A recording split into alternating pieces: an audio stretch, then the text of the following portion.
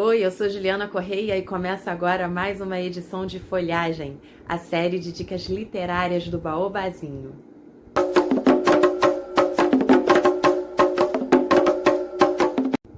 Olá, seja muito bem-vindo, seja muito bem-vinda. Eu sou Juliana Correia, jornalista, arte educadora, mediadora de leitura, trabalho com contação de histórias desde 2013 e criei a Folhagem, essa série de dicas literárias infantis, infanto-juvenis, a pedido de responsáveis, pais, mães, a pedido também de profissionais da área de educação, das escolas, das instituições pelas quais eu já passei realizando alguma sessão de contação de histórias. E a dica literária de hoje é inspirada no 13 de maio.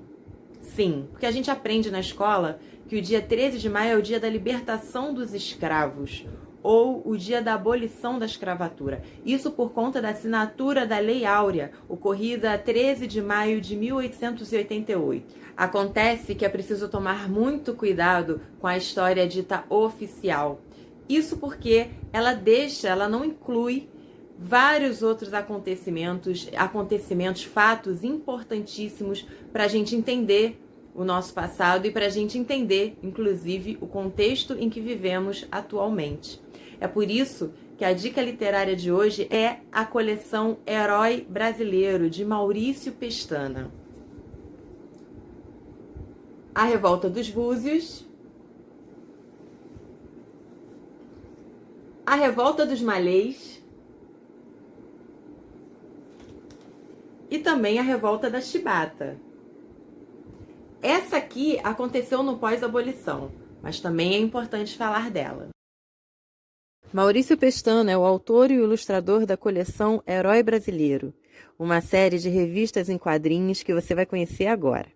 Ele nasceu em Santo André, em São Paulo, é publicitário, cartunista, escritor e roteirista, com trabalhos publicados aqui no Brasil e no exterior. Salvador, Bahia, manhã de 12 de agosto de 1798. Começava a Revolta dos Búzios, também conhecida como a Revolta dos Alfaiates ou Conjuração Baiana. Diferente da Inconfidência Mineira, os pontos máximos da Revolta dos Búzios foram o fim da escravidão e a União Popular. Reuniu artesãos, soldados, alfaiates, médicos, advogados, professores, sapateiros, pessoas escravizadas e ex-escravizados. A luta era pelo fim da escravidão, por salários iguais entre negros e brancos e contra os altos impostos. As reuniões aconteciam na Academia dos Renascidos e a liderança do movimento estava nas mãos de jovens negros. Manuel Faustino dos Santos, de 18 anos, Luiz Gonzaga das Virgens, um soldado, João de Deus do Nascimento, um alfaiate, e Lucas Dantas, também soldado. As mulheres também participavam do movimento, entre elas Ana Romana e Maria do Nascimento, ambas alforriadas. Eles distribuíam panfletos convocando o povo para a rebelião, mas havia militares infiltrados no movimento e denunciaram ao governador. Os jovens negros líderes foram assassinados, foram enforcados, esquartejados, e as cabeças foram expostas em diferentes pontos da cidade. Outros integrantes pobres e negros foram exilados na África ou receberam a pena de prisão perpétua. Já os senhores pertencentes à loja maçônica Cavaleiros da Luz foram absolvidos. A Revolta dos Malês aconteceu entre 25 e 27 de janeiro de 1835, também em Salvador, na Bahia. Malê é uma palavra que deriva do iorubá imalê e significa muçulmano, nome pelo qual eram conhecidos no Brasil os negros seguidores do islamismo, principalmente os alçais e nagôs. Eles exerciam ofícios como alfaiate, artesão, carpinteiro e circulavam bem pela cidade, o que foi fundamental para a propagação da conspiração. 25 de janeiro era o fim do mês sagrado muçulmano, Ramadã, e dia dos festejos de Nossa Senhora da Guia, uma grande festa para os católicos. Era então a data programada para o início da Revolução.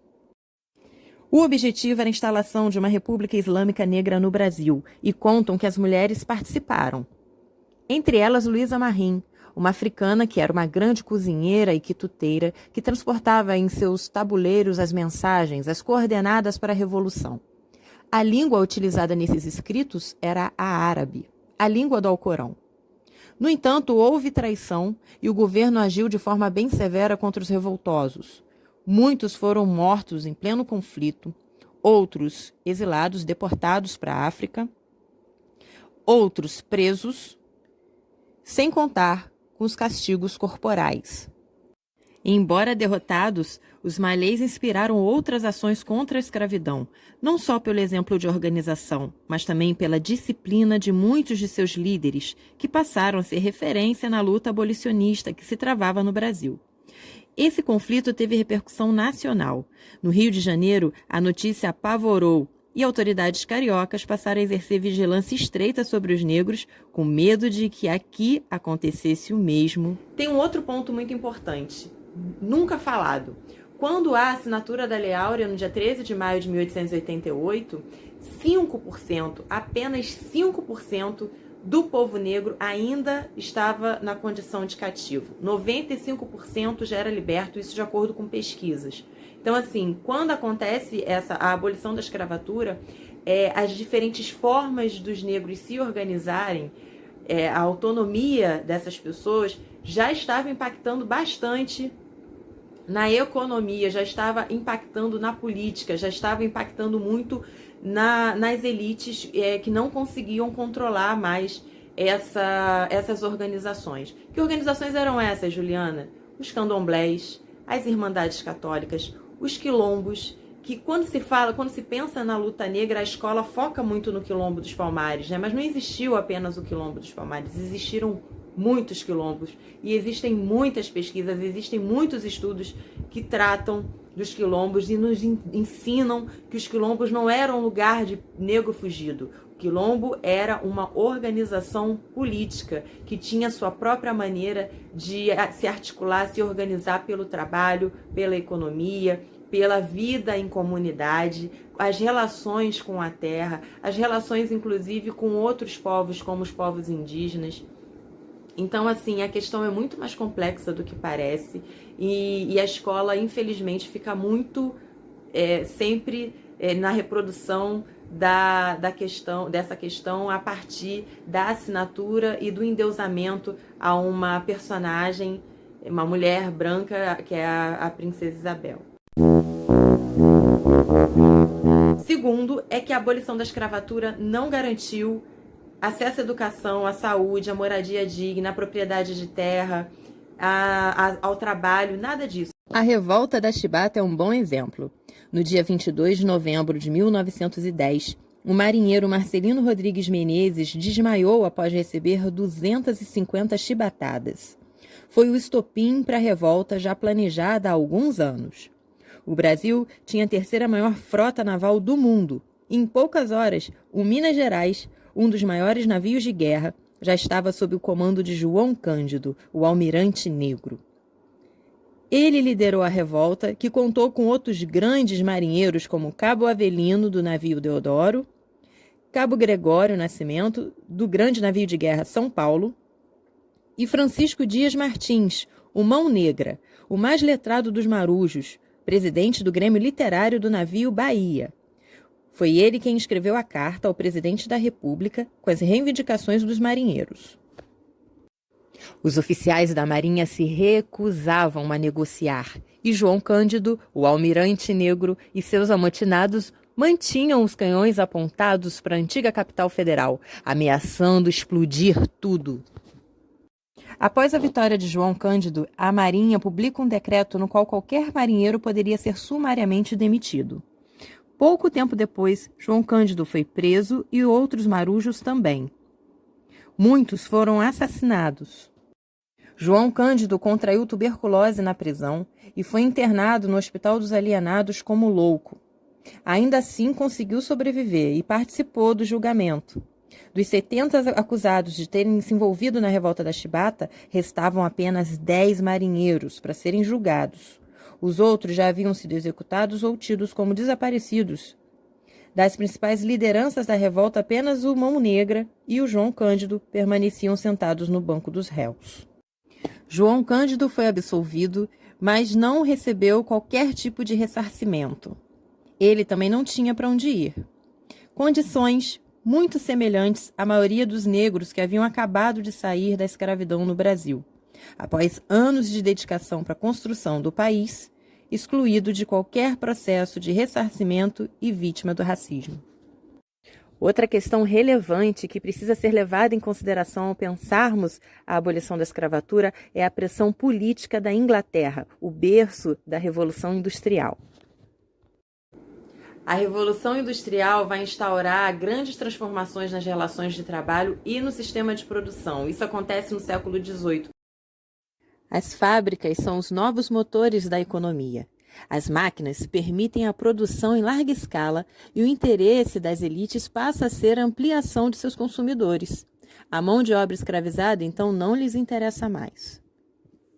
E por isso acho tão importante trazer para cá hoje essa provocação para que pesquisem, procurem, porque foram muitas as formas de luta, foram muitas as formas de organização, muitas as formas de articulação autônoma em prol da libertação, e isso impactou muito na economia. O medo também implantado aqui por conta de outras revoltas que aconteceram, outras insurreições que aconteceram, como a Revolução Haitiana. Procurem saber o que foi a Revolução Haitiana e o quanto repercutiu nas outras colônias, o medo nas elites por conta do nível de organização, a capacidade de articulação desses negros e negras em prol da sua libertação.